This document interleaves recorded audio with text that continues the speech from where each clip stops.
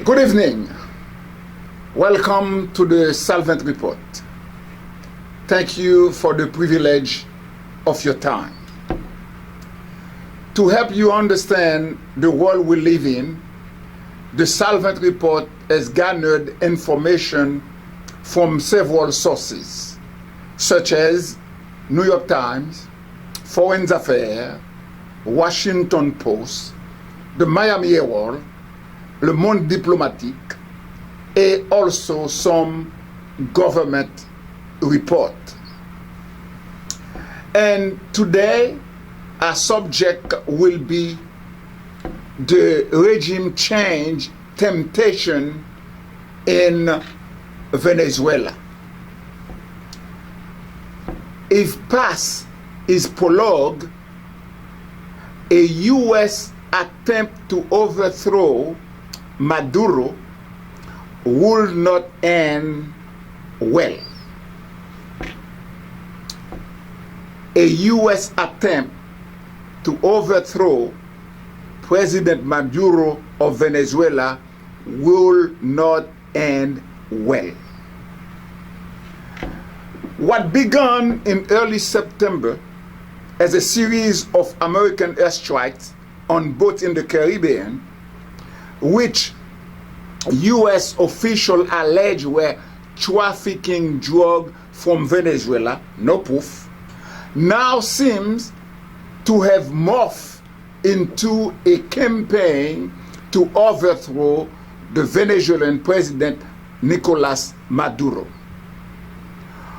Over the course of 2 months, the actual American administration has deployed 10,000 U.S. troops to the region, amassed at least 8 U.S. Navy surface vessels, and a submarine around South America's northern coast, directed B-12 and B-1 bombers to fly near the Venezuelan coastline, and ordered also the Gerald R. Ford carrier strike group, which the U.S. Navy calls the most capable, adaptable, and little combat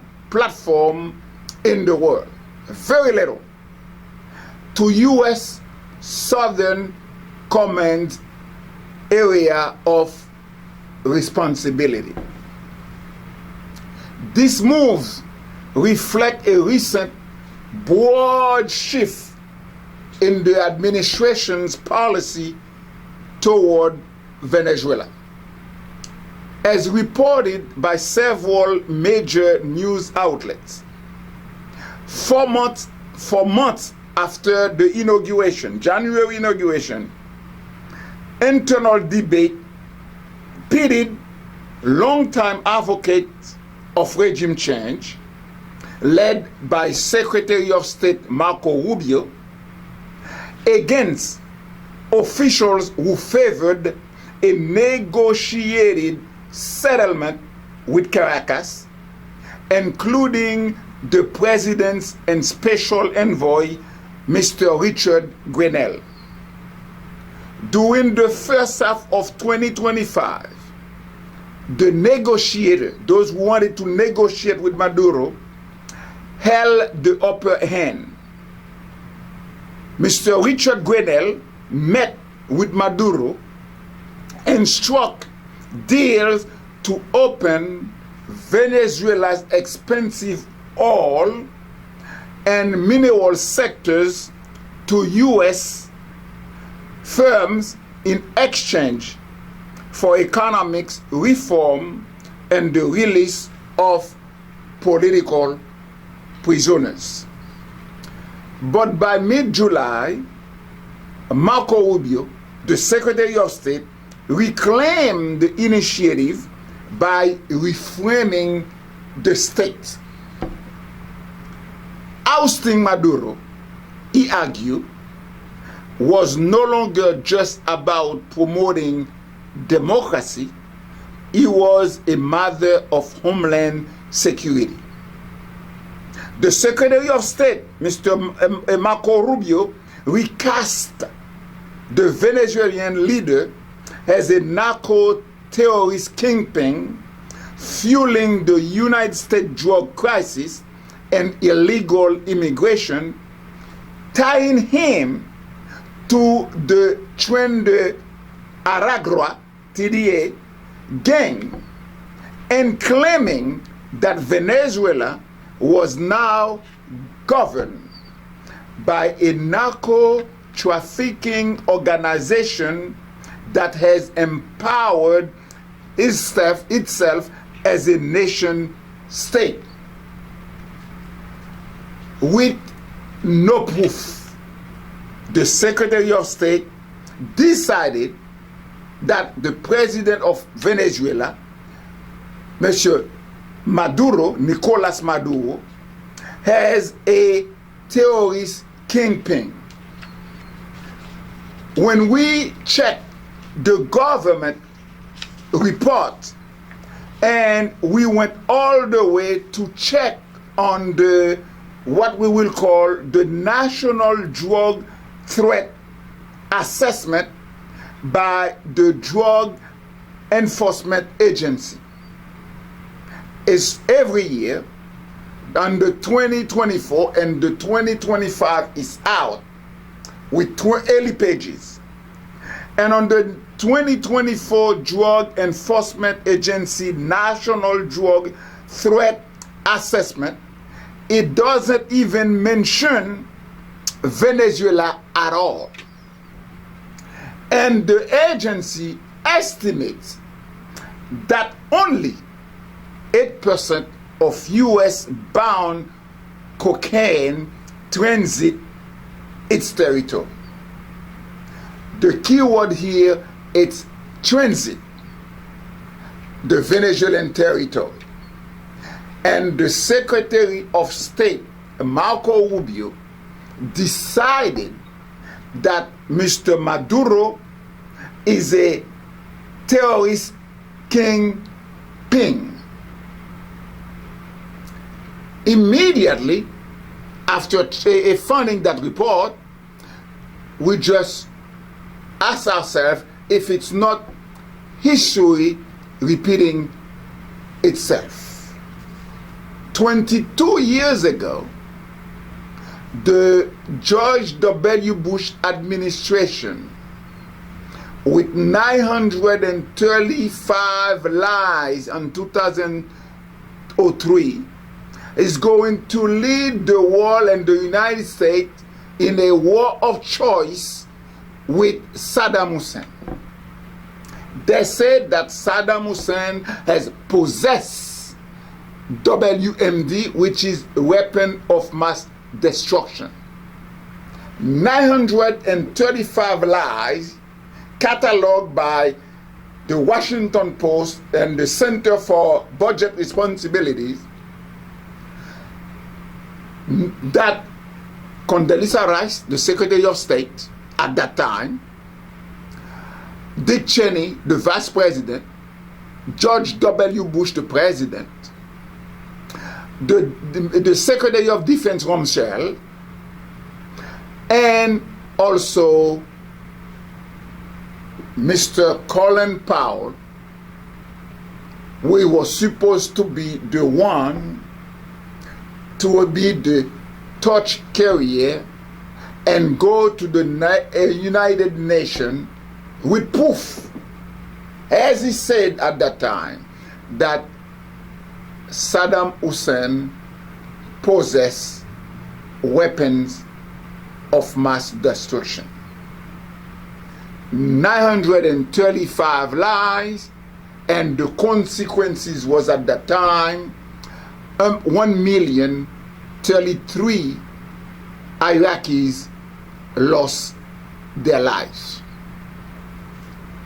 And now, 22 years later, history is repeating itself when the Secretary of State, Marco Rubio, telling everybody that Venezuela is governed by a narco-trafficking organization that has empowered itself as a nation state. No proof at all. And on the 2025 of the NDTA, National Drug Threat Assessment, we see only the name of the Tren de Aragua gang trafficking, but nowhere that we find that the president of Venezuela, Mr. Nicolas Maduro, is involved in trafficking cocaine and everything else to the United States of America. That narrative appears to have persuaded the American president, because in July the president ordered the Pentagon to use military force against certain drug cartels in the region, including Tren de Aragua and Cartel de los Soles, the latter of which the administration claimed was headed by Maduro and his top lieutenants. 2 weeks later, the administration doubled the bounty on Maduro's head from 25 million to 50 million. On October 15, the president acknowledged to reporters that he had authorized the CIA to conduct covert operation in Venezuela. When asked about his intended next step, the president said, and I quote, "We are certainly looking at land now because we've got the sea very well under control." And according to the New York Times, American officials have been very clear privately that the end goal is to drive Mr. Maduro from power. History, what say you? But whether covert or overt, any attempt at regime change in Venezuela will face formidable challenges.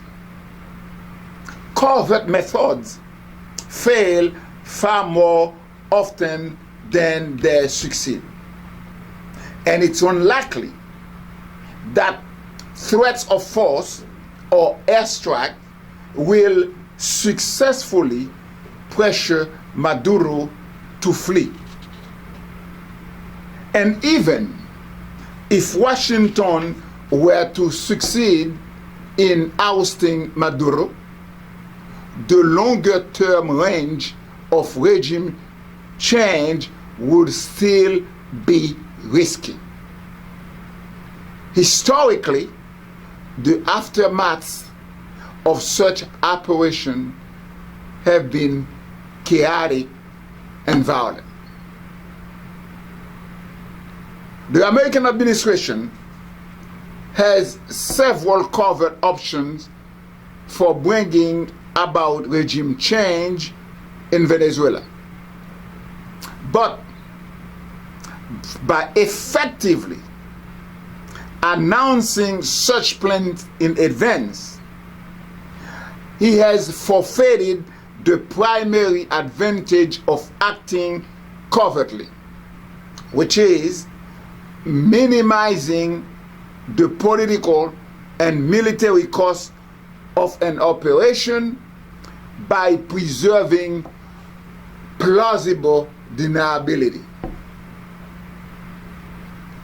going public with such information due to the amateurism of the team in place saddles Washington with full responsibility for a mission's outcome while reducing its ability to control events on the ground should things go away.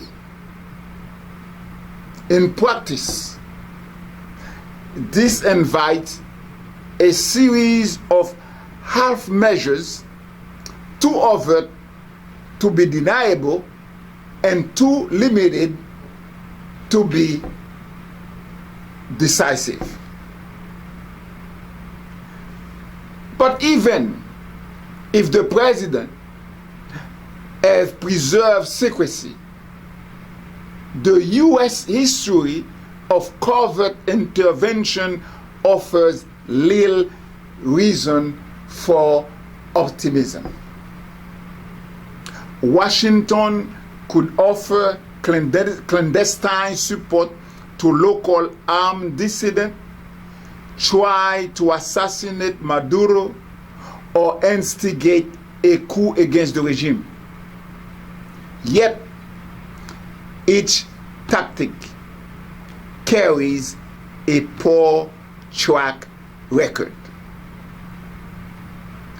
A 2018 study by one of reporters in foreign affairs, Monsieur O'Rourke, analyzing 64 U.S.-backed covert regime change attempts during the Cold War, found that efforts to support foreign dissidents succeeded in toppling the target regime in only about 10% of cases.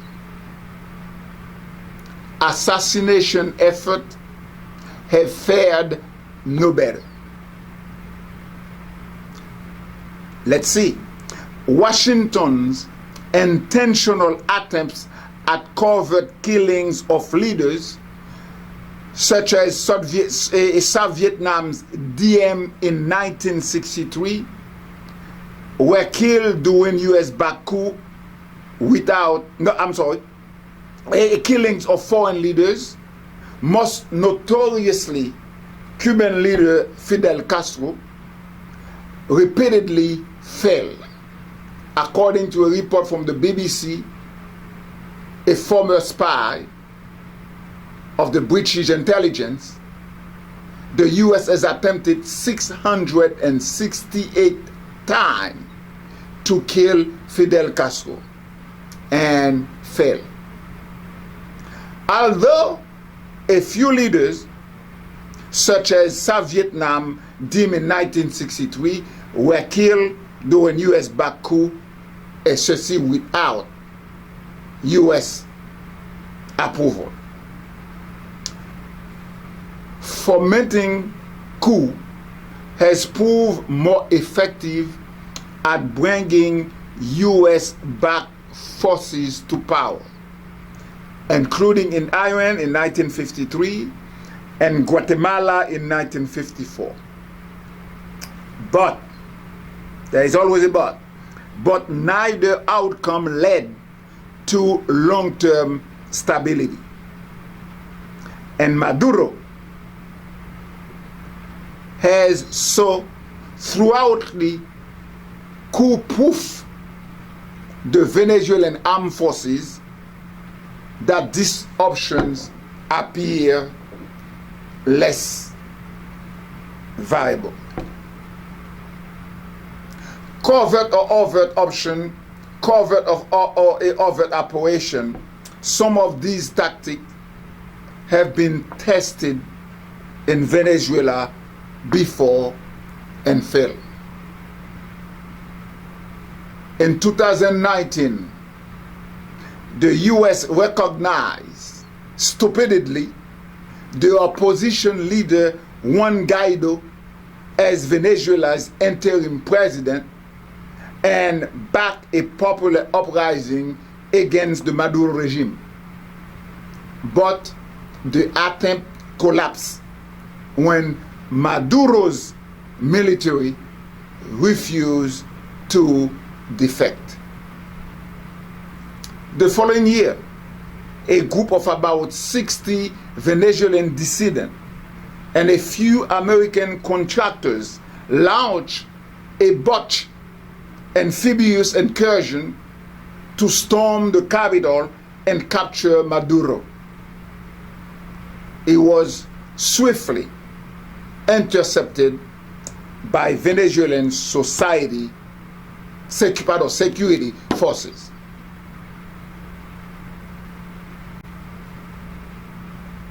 History shows that failed covert regime changes usually make a bad situation even worse. Relation between the intervening actor and his target go downhill. And as we have found in our research, militarized clashes between them become more likely. In the target state, such attempts tend to trigger violence, including civil war, and increase the risk that the regime kills masses of civilians. The US has long conducted covert intervention in other countries' domestic politics. In Afghanistan, Albania, Angola, to just name a few. But this pattern was especially pronounced in Latin America, where Washington attempted at least 18 covert regime changes during the Cold War. In 1954, he overthrew Guatemala's democratically elected government, ushering in a military regime that rounded up thousands of opponents and presided over a 36-year civil war. 36-year civil war that killed an estimated 200,000 people. In 1961, the US backed the failed Bay of Pigs invasion of Cuba. You can remember that.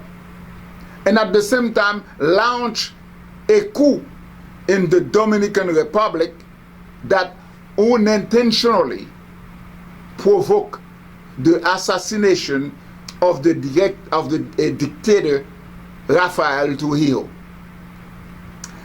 After Trujillo's son seized power instead of the US-backed coup plotters, Washington forced him into exile and continue until now to meddle in Dominican election as well as those in Bolivia and Guyana, and this throughout the 1960s.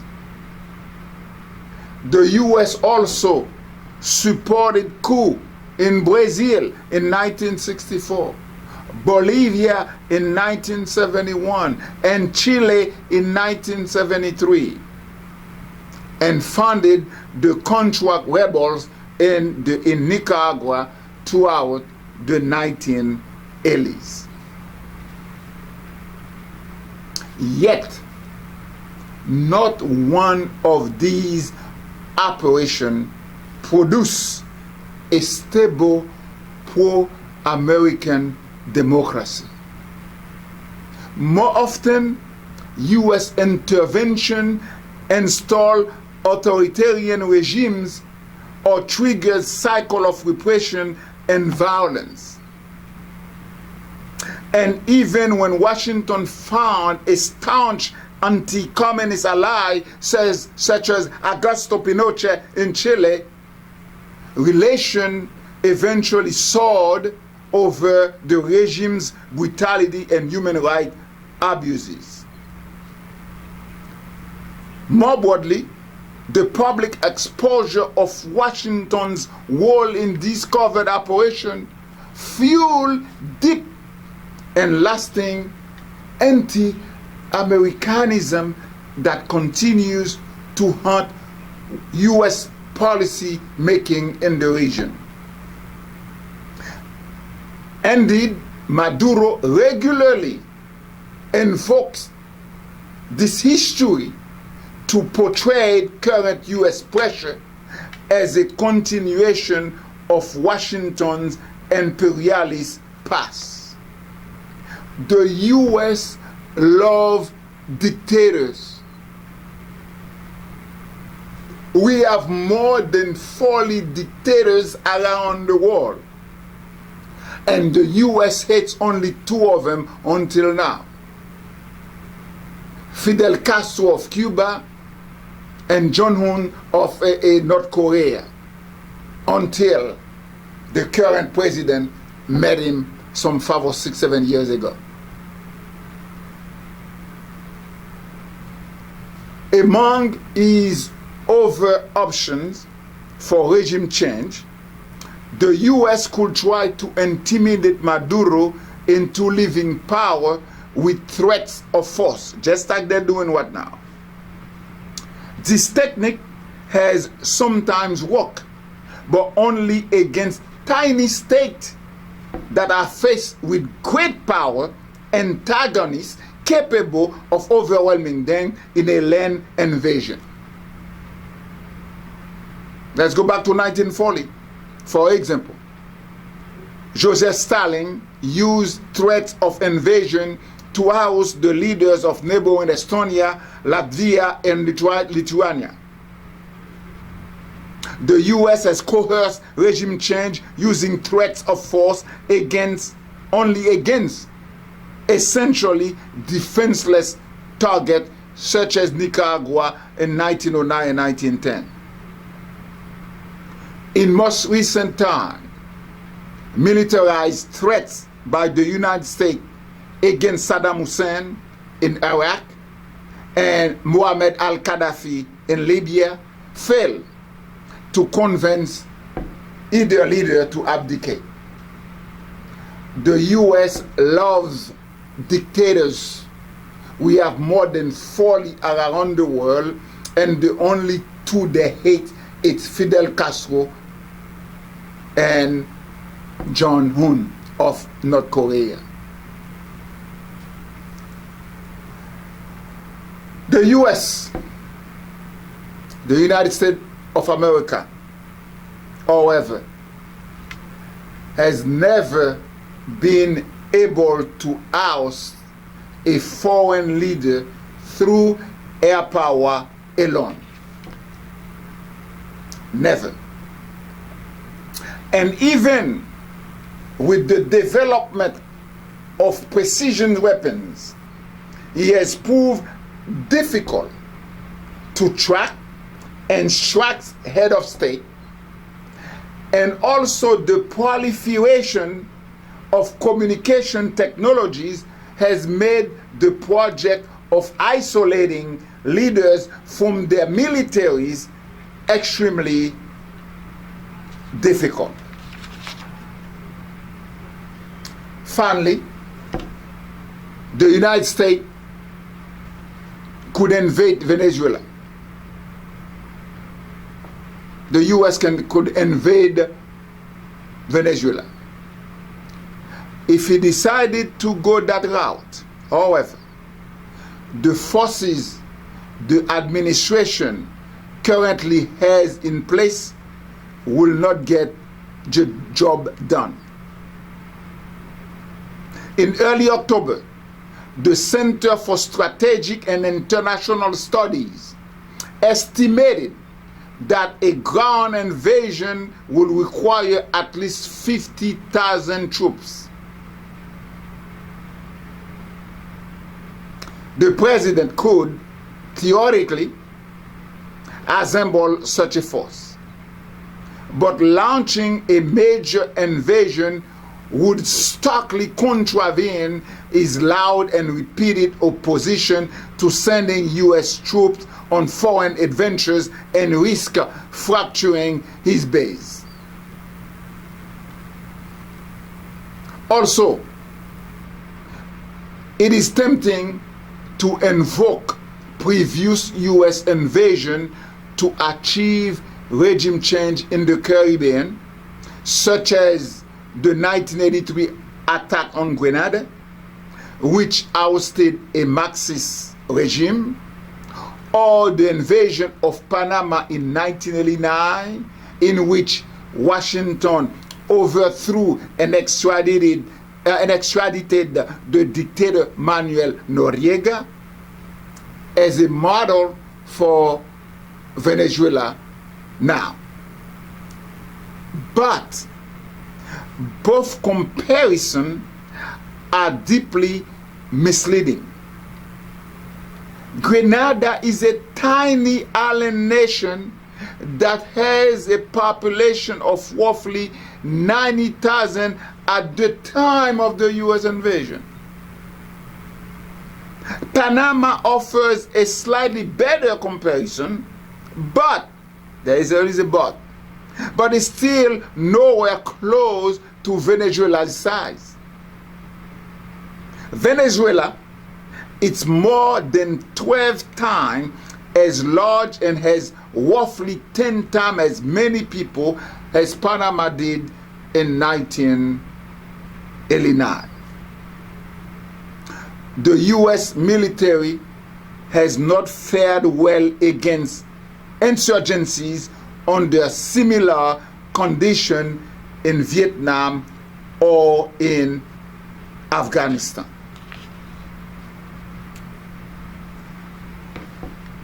Regime change instead often begets further violence. For example, it dramatically increases the likelihood of civil war in target countries. Even regime changes that result from decisive land victories can go wrong if the target state armed forces scatter instead of surrounding, allowing those forces to provide the basis for insurgencies against a new regime, as occurred in Iraq in 2003.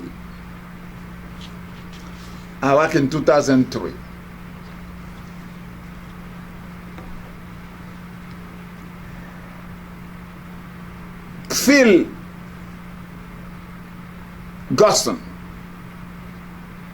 a Caracas-based analyst for the International Crisis Group, told The Guardian in early October that Venezuela is absolutely, and I quote, Venezuela is absolutely packed from end to end with armed groups of various kinds, none of whom has any incentive to just surrender or stop doing what they're doing. They don't have any intention. Venezuela internal landscape suggests that it is a real possibility, as happened in Iraq. As the Latin America analyst Juan David Royas has noted, he said, and I quote, Venezuela contains a kaleidoscope of sophisticated armed actors. The chances and possible consequences for U.S. misstep are very, very, very high.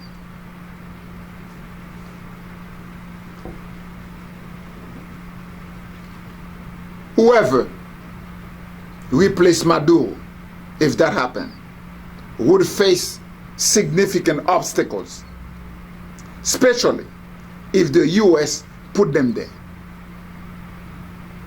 Leaders brought to power by outside actors are more likely than other leaders to be ousted violently.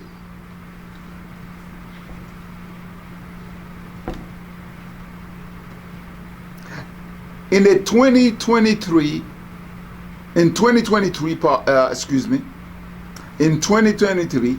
a study by the RAND Corporation, R-A-N-D Corporation, warned that U.S. military interventions in Venezuela would be protracted and not easy for the U.S.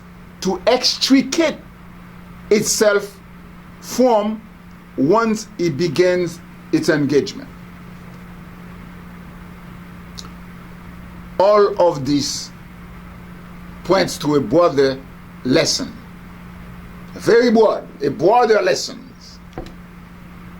Democratic revolutions are most likely to succeed when they are indigenous.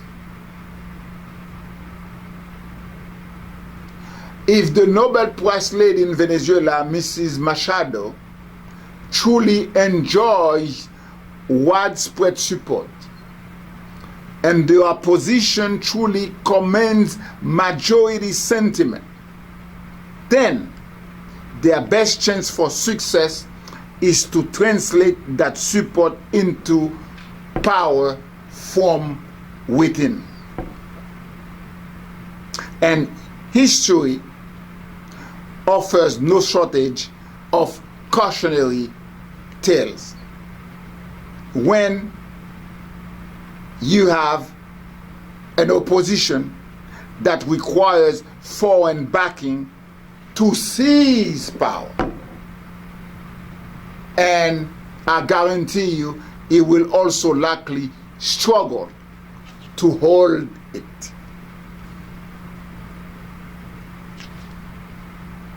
But as Benjamin Franklin once put it, and if you are listening to me, American officials, those of you who are making decisions for this country, those of you, just like the one led by Secretary of State Marco Rubio, who wants regimes change in Venezuela. After we talk about all these covert and overt operations, what happened in 54, 55, 61, 73, all these covert intervention by the US in other countries' domestic policy. But as Benjamin Franklin once put it, if you fail to plan,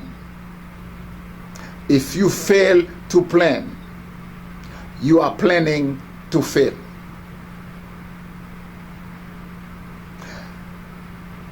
If you fail to plan, you are planning to fail. Official in the U.S. administration thinking about regime change in Venezuela right now. And this group is led by the Secretary of State, Marco Rubio, who decided without proof that President Maduro is a drug dealer, and that Venezuela become a nation state, a narco state country. Benjamin Franklin once put it, if you fail to plan, you are planning to fail. By neglecting to plan, the American administration risk repeating the disaster of Iraq and Libya. A U.S. policy of regime change in Venezuela, its chances of success notwithstanding, would violate every principle of the foreign policy the actual president claims to champion. A U.S. engineered effort to topple Maduro will contradict this vision. Nor would regime change advance the administration's stated goal in the Western Hemisphere. The goals are curbing drug trafficking, dismantling cartels, and reducing illegal immigrants. For one, and we said Venezuela is not a major supplier of narcotic to the United States of America. Secretary of State Marco Rubio, go and read the 2024 Drug Enforcement Agency National Drug Threat Assessment. They didn't even mention Venezuela at all. And only, according to the agency, he estimates that only 8% of the US bound cocaine transit its territory. That's the key word right here, Marco Rubio, transit. Just like in 2003, the George W. administration decided without any proof that Saddam Hussein possessed WMD, weapon of mass destruction. And now you decided what now? Without any proof that President Maduro is a drug dealer kingpin. Ladies and gentlemen, despite all this, some might still argue that regime change is justified by the United States' strategic interests in Venezuelan oil reserves, which are the world's largest. But negotiation over U.S. access to those resources were working. As the New York Times reported in October, under a deal discussed over the summer, Maduro had offered to open up all existing and future oil and gold projects to American companies, give preferential contract to American businesses, reverse the flow of Venezuelan oil export from China to the United States, and slash his country's energy and mining contract with Chinese, Iranian, and Russian firms. This was arguably the most generous package of concession offered by a foreign adversary to a U.S. administration in decades. And diplomacy was far from exhausted when the American president abruptly walked away. If the administration goal is to secure U.S. interests in the region, it would be wiser to return to the negotiating table than to gamble on the chaos that regime change would unleash. Thank you for your time. That was the SALVANT report.